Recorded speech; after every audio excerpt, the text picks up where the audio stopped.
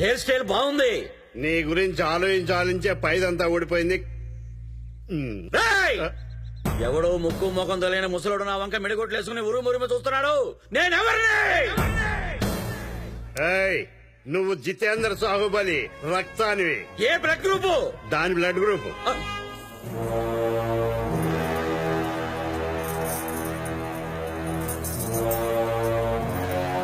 ఇదా? అదే.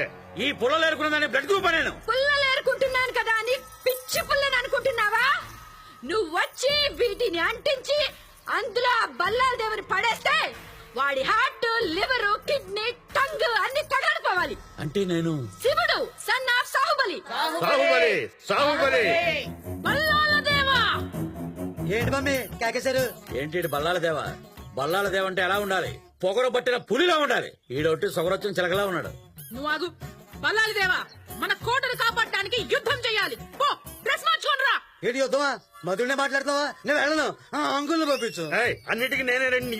నాకు ఇచ్చే జీతం ఏంటి? నాకు పెట్టే తిండి ఏంటి? నాకు వచ్చిన వయసు ఏంటి? నేను ఎన్ని యుద్ధాలు చేయాలి? No Kattappa, you should go. జోజో బేబే కాలే వా. ఎవడీడు? కాలకేడు స్నానం చేయడు. దూరంగా ఉంటా. మన కోటను ఆక్రమించడానికి వచ్చింది వీడే. వీడి తలని తెగ నరకండి.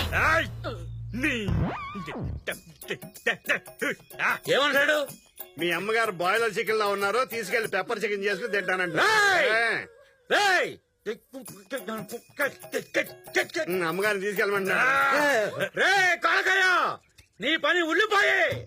జై బాసుమతి!